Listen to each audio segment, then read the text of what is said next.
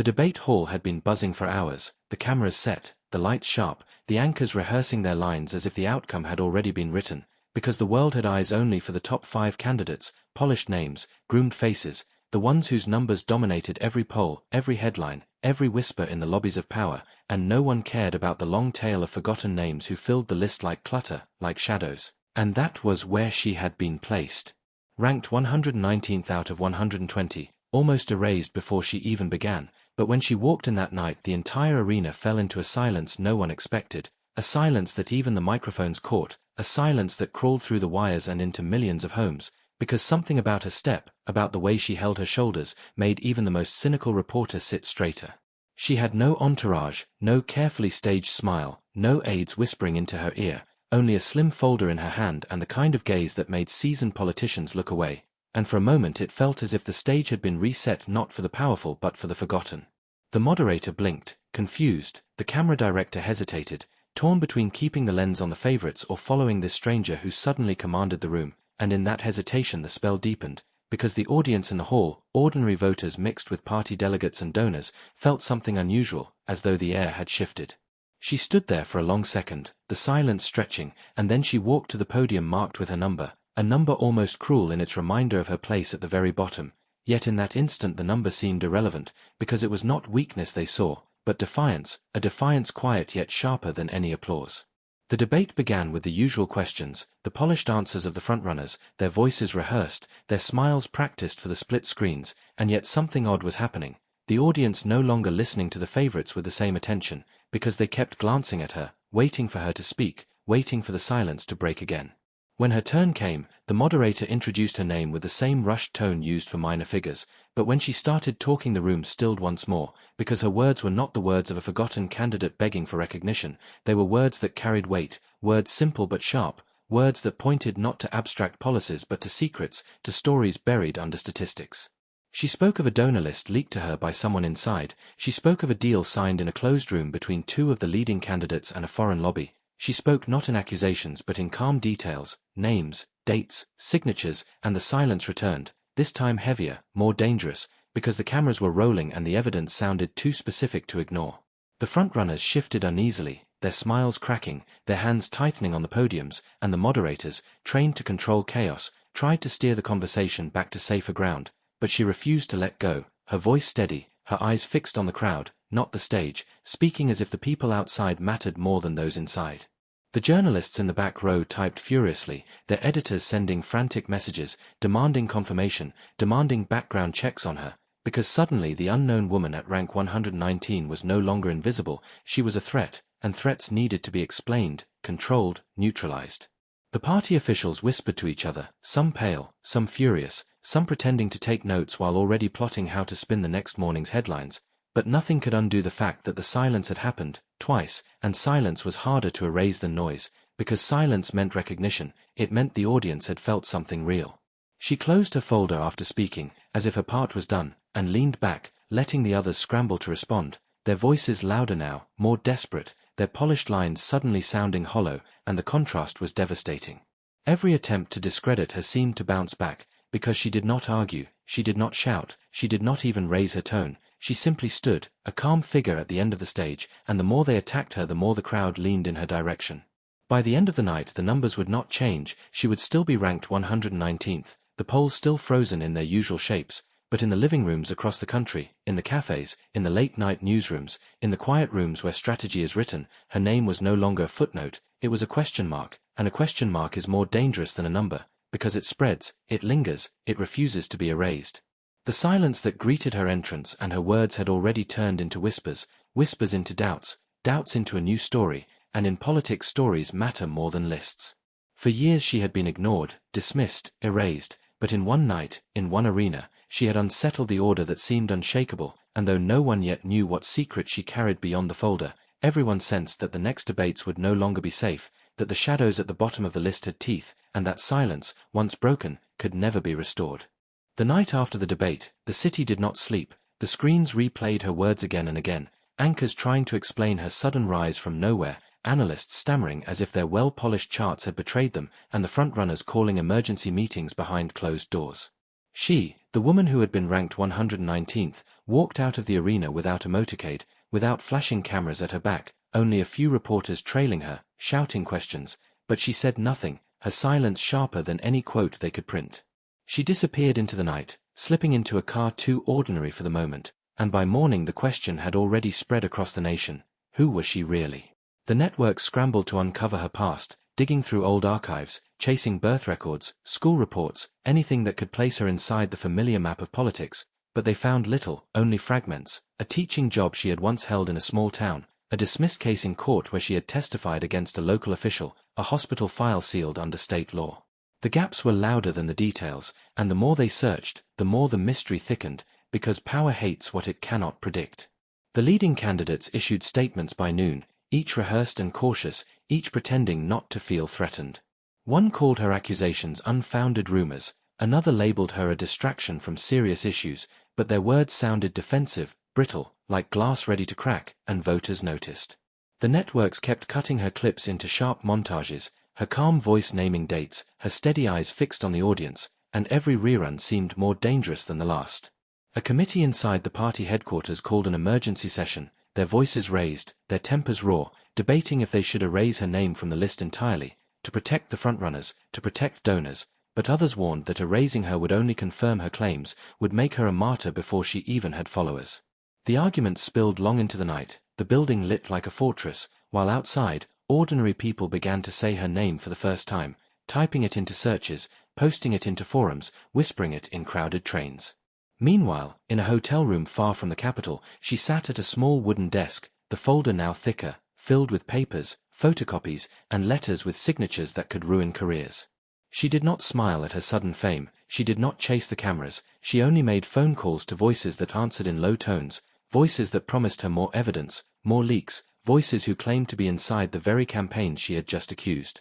She knew the silence of the arena was only the beginning, that the storm was still ahead, and she was ready, because this was not about winning a rank or rising in the polls, this was about exposing a structure built on deals the public was never meant to see. The city above her roared with speculation, but in that quiet room she planned her next move with precision, and when she finally closed the folder and turned off the light, she whispered a single sentence, as if to herself but meant for the world she would soon confront: "They buried me at 119, but they forgot that roots grow deeper in the dark." The storm broke faster than anyone expected.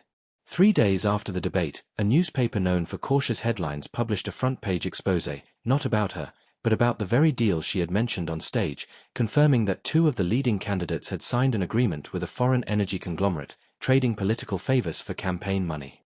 The evidence was incomplete, but the timing was brutal. Overnight, her words were no longer the whispers of a forgotten candidate, they were anchors dragging reputations into the depths. Polls shook for the first time in months, and the newsrooms that once ignored her now treated her like a central figure in a scandal too large to bury.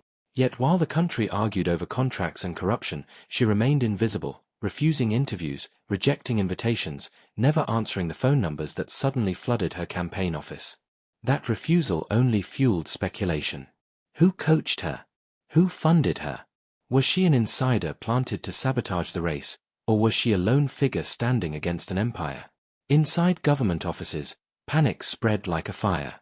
The committee that had debated her future now split into factions. Some demanded her removal, others insisted on silence, while a smaller group suggested recruiting her quietly before her influence grew. Surveillance teams were assigned to trace her movements, digging into her calls, her bank records, her emails, but the trail was strangely thin, as if she had prepared for this long before the debate. Each trace led to dead ends, burner phones, cash payments, addresses that did not exist. The intelligence files began to read less like the profile of a forgotten candidate and more like the blueprint of a ghost. And yet, she was real. They had all seen her, heard her voice, watched her silence tear through the arena. Ghosts were not supposed to exist on stage, but she did, and that made her dangerous. On the 4th night, she surfaced again, not in the capital but in a provincial town, walking unannounced into a community hall where citizens were holding a small meeting about factory layoffs. There were no cameras, no reporters, no party officials, only tired workers and their families. Yet when she spoke they filmed her with their phones, uploading the clips before midnight. Her words were simple, not about conspiracies this time, not about donors or contracts, but about how the system valued profit over dignity, how politics turned people into numbers, and how silence allowed corruption to thrive. The videos spread faster than news articles, faster than official statements, and within hours her speech was everywhere, a new weapon she had unleashed without warning. The candidates tried to dismiss it as populism, but the more they spoke, the smaller they looked, trapped in studios while she moved freely through the towns that had been ignored. In one of the ruling party's secure offices, a senior strategist finally said what others feared: she is no longer a candidate, she is a story, and stories can topple governments. The room fell quiet at that line, because they knew stories could not be policed the way numbers could, and stories could not be ranked. Someone suggested exposing her past, someone else suggested pressure, but the strategist shook his head: if we move too openly, we make her untouchable. Outside, the city lights flickered across the skyline, but inside the war had begun, not for votes but for control of the narrative, and at the center of it all stood the woman who had walked into an arena ranked 119th, carrying only a folder, and left with the silence of a nation in her hands. The attacks came at dawn. Screens lit up with headlines that screamed scandal, old photos ripped from forgotten archives, a financial record twisted into suggestion of fraud, whispers of a personal life presented as shame. The networks called it breaking news, the anchors spoke in hushed tones, and the frontrunners, suddenly emboldened, went on air to demand she explain herself. But the story cracked too easily, the details too sloppy, the timing too obvious. Within hours, independent journalists proved half the claims were fabricated, traced back to shell accounts linked to firms hired by the leading campaigns. The sabotage had been exposed before it had time to wound her, and instead of discrediting her, it poisoned the air around her rivals. Voters who had doubted her now saw her as the target of a machine desperate to protect itself. The silence she had once commanded in the arena returned, this time in the form of millions listening closely, suspicious of every official word that came after. She remained calm. When reporters caught up with her outside a train station, shoving microphones into her face, she did not lash out. She lifted the folder, thicker now with new documents, and said only, "If they fear me at 119, what will they do when truth rises higher?" Then she walked past them, leaving the sound bites to echo across the evening broadcasts. That single sentence spread faster than the smear campaign, painted across protest signs, whispered in classrooms, even carved into walls. It was no longer just a fight, it had become a mirror for the anger buried in the country. Inside the capital, the party headquarters became a bunker. Donors called in fury, demanding protection of their investments, while advisors fought over how to respond. Some pushed for negotiations, others for stronger attacks, a few even suggested reaching out to her in secret. But a colder voice, belonging to one of the most powerful men in the room, ended the debate: she cannot be allowed to step on that stage again. No one asked what he meant, but the silence that followed was heavy. Orders were given, not written, not spoken on record, but carried through channels designed to erase fingerprints. Surveillance deepened, shadows followed her, and in rooms she would never see, plans began to take shape. Yet she seemed to know. That night, she appeared live for the first time since the debate, not on a network, but on a shaky livestream watched by thousands, then millions. Her voice was steady, her eyes unwavering. She read from her folder, contracts, emails, memos, naming not only the frontrunners but also figures hidden behind them, men and women who never ran for office but controlled those who did. It was the kind of revelation that could topple more than a campaign, and the moment she finished, the feed cut off abruptly, replaced by static. But it was too late. The files had already been mirrored, downloaded, scattered across the internet like sparks on dry grass.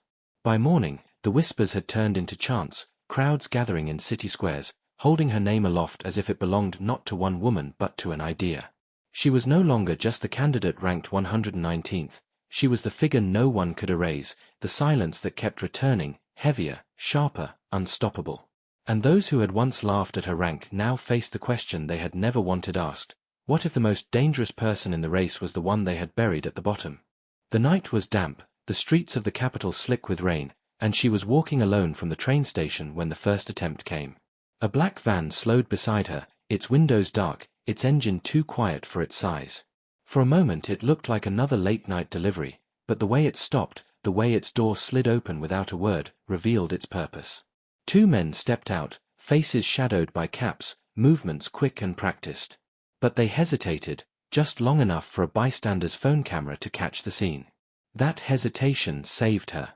A group of students leaving a nearby cafe shouted, their voices echoing against the walls, and in an instant the men retreated, van doors slamming, tires screeching into the wet night. She stood frozen for only a second, then pulled her coat tighter, clutching the folder to her chest. The silence of the arena had returned in a darker form. It was now the silence of an attempt to erase her not with words but with force. By morning, the footage spread across every platform.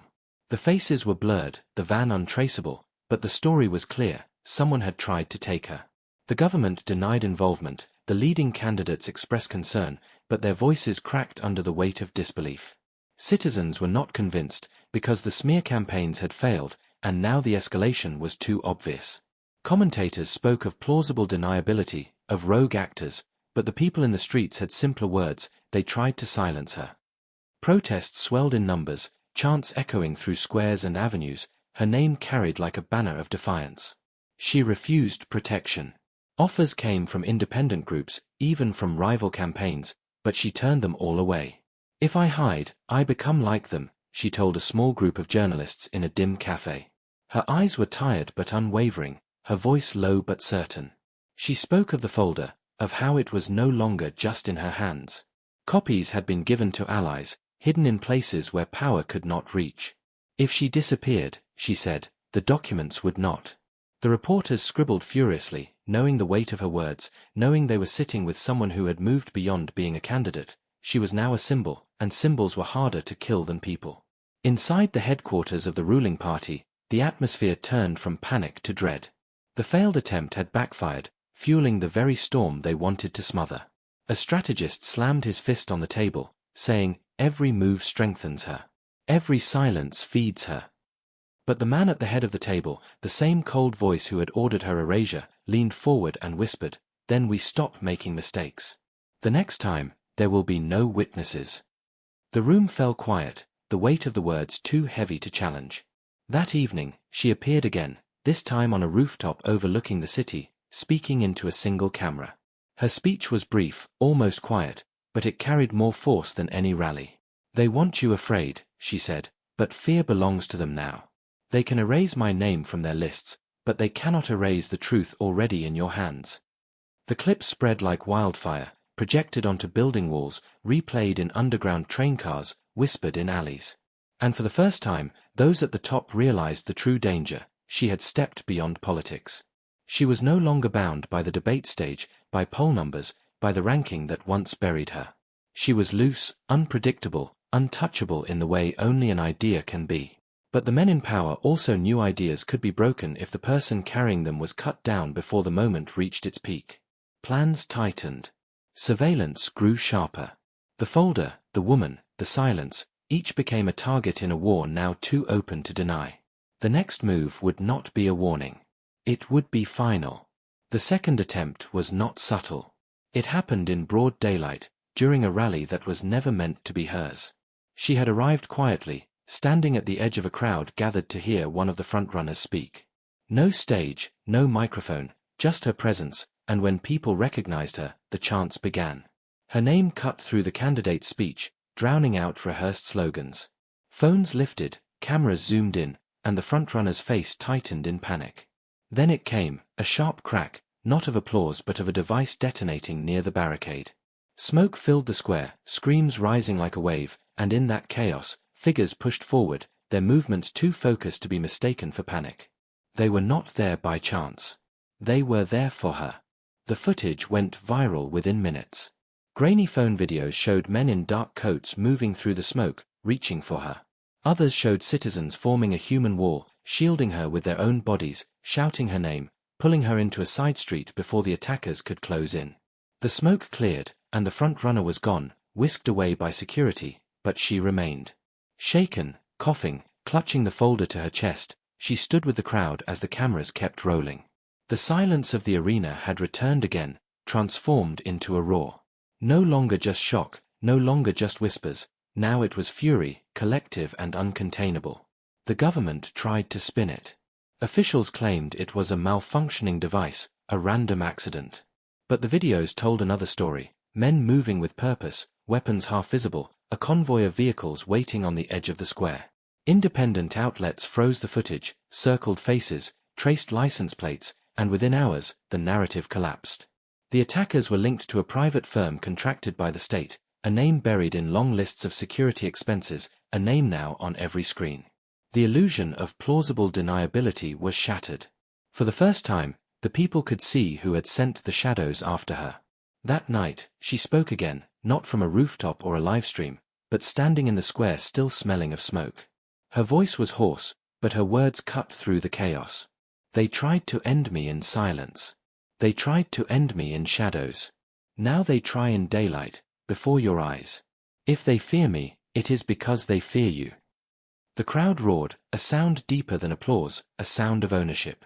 She was no longer just a candidate, no longer even just a symbol. She was a rallying point, a line drawn in the street between those who demanded truth and those who ruled through fear. Inside the corridors of power, panic gave way to rage. The cold voice that had once whispered strategy now thundered in closed meetings. She has crossed the line. If we cannot control the people, then we must control her. No more mistakes. No more delays. The next strike will not fail. Plans shifted from silencing to elimination, the kind of decision that leaves no space for return. Her allies inside the system, the few who had quietly fed her documents, sent urgent warnings, messages scribbled on scraps of paper, calls made from untraceable phones.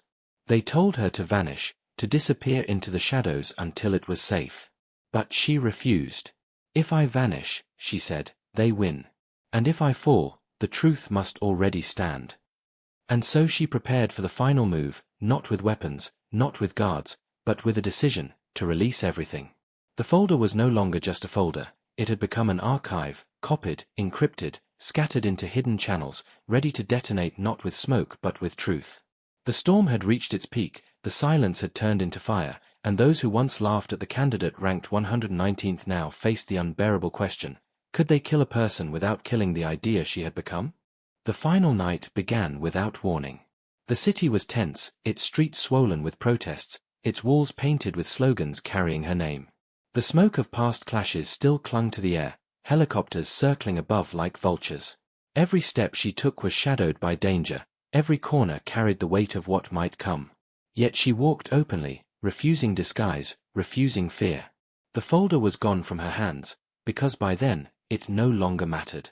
Its contents had already been spread across the country, copied onto countless servers, printed in underground presses, whispered in safe houses.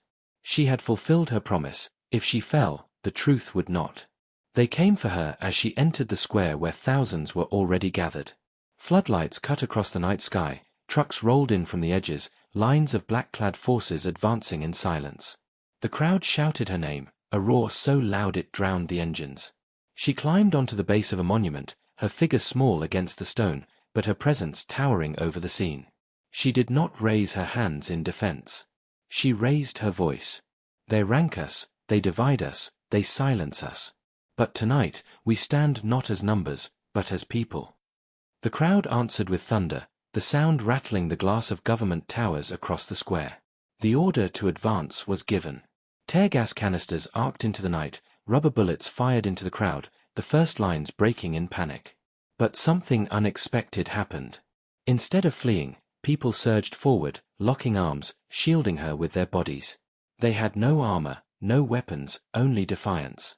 Phones captured every second, the lines of power clashing with unarmed citizens, the woman ranked 119th standing unbroken at the center. Shots rang out, sharp and unmistakable, not rubber this time. Panic swept the square. For a heartbeat, she staggered, a dark stain spreading across her coat. The silence of the arena returned, the same silence from her first walk to the podium, only now heavier, suffocating. The cameras froze on her figure, uncertain if she would fall. But she did not. She gripped the stone of the monument, pulled herself upright, and raised her voice again, hoarse, trembling but unyielding. If they fear truth this much, then truth has already won. The words carried like fire across the square, through the smoke, over the sirens. The crowd erupted, not in fear but in fury, pushing back against the advancing lines. Shields cracked under the weight of human waves, tear gas canisters were hurled back at the forces who fired them. The square became a battlefield, but not one of weapons. It was a war of numbers, of voices against silence, of truth against the machinery of denial. Inside the government compound overlooking the square, the cold voice that had orchestrated her erasure watched the feeds with clenched fists. The plan had failed again. The shot that should have ended her had instead ignited something unstoppable. Advisors shouted for retreat, for escalation, for martial law, but he knew it was already too late. By the time the sun rose, the documents she had scattered would be front-page news in every paper not yet silenced, mirrored across international networks, debated in parliaments abroad. The contracts, the signatures, the proof of corruption, it was all public now. They could end her body, but they could not end the story. Hours later, as dawn broke over the city, the square was still filled. Smoke curled into the pale light, broken glass glittered across the streets, but the crowd had not left. She stood among them, coat blooded, voice weak, but alive. Paramedics tried to pull her away, but she refused, her hand gripping the railing of the monument as if anchoring herself to history. She whispered words that microphones barely caught, but the people nearest repeated them until the whole square knew, "You are the guardians now. The truth is yours." And so, the woman who had been ranked 119th became more than a candidate, more than a symbol.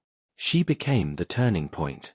Some would call her a survivor, others a martyr who had not yet fallen, but all would remember the silence that followed her steps, the silence that broke and reshaped a nation. The lists, the rankings, the games of power, all seemed small now compared to the roar of a people who had found their voice in the shadow of her defiance. In the weeks that followed, governments trembled, campaigns collapsed, new leaders emerged from the smoke. But no matter what came after, one fact remained carved into history: the night the arena fell silent, when the forgotten name at the bottom of the list walked in and forced a nation to listen. Part 8 opened not with fire in the streets but with the heavy stillness that follows a storm. The square was still scarred from the clashes, shattered glass swept into corners, burned banners curled against walls, the scent of smoke clinging to stone, but the crowds had not vanished. They lingered, refusing to leave, as if their very presence was now a shield, a declaration that the story would not be erased. For the woman who had once been ranked 119th, survival had turned into something larger than herself. She was no longer a candidate in the traditional sense, she was a living question mark, and every system built on silence was scrambling for an answer. The government tried to act as if nothing had changed. Officials appeared on television, their suits crisp, their voices calm, repeating words like order, stability, unity. They condemned violence in vague terms, promised investigations that no one believed, and smiled too tightly for cameras. But the people no longer listened. The footage of the failed assassination, the smoke, the blood on her coat, had already been etched into memory. Citizens began wearing makeshift armbands in her color, carrying paper folders as symbols, chanting lines she had spoken on rooftops and train stations. What had begun as a campaign was now something closer to a movement, and movements were harder to control than numbers on a ballot. She herself refused the spotlight. After the dawn speech, she disappeared for days, slipping into the labyrinth of safe houses and sympathetic towns. Rumors swirled, some said she was hiding abroad, others whispered she was recovering from her wounds in a secret hospital.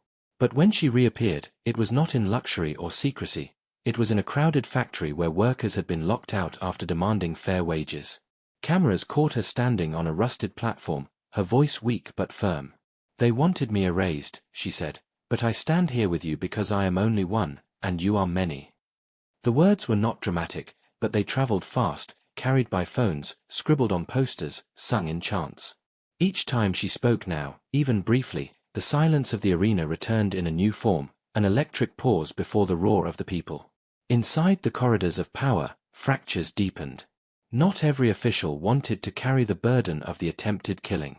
Some ministers resigned quietly, others leaked information to journalists, desperate to distance themselves from the cold voice who had ordered her silencing.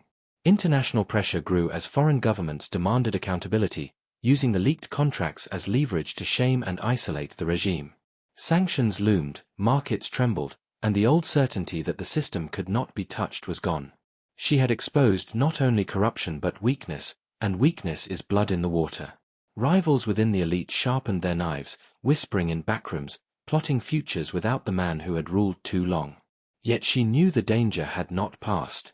In the quiet hours, she told allies that the final strike would not be another van or smoke-filled square. It would come in the form of laws, arrests, disinformation, the slow suffocation of a movement rather than a single blade. They will try to starve us of air, she said, but we will breathe through each other. Her words were both warning and promise, a recognition that the fight ahead was not about one night or one folder, but about endurance, about whether truth could outlast the machinery of denial. And so the struggle entered a new phase. Universities erupted with sit-ins, artists painted her image across walls, musicians turned her speeches into songs played in underground clubs.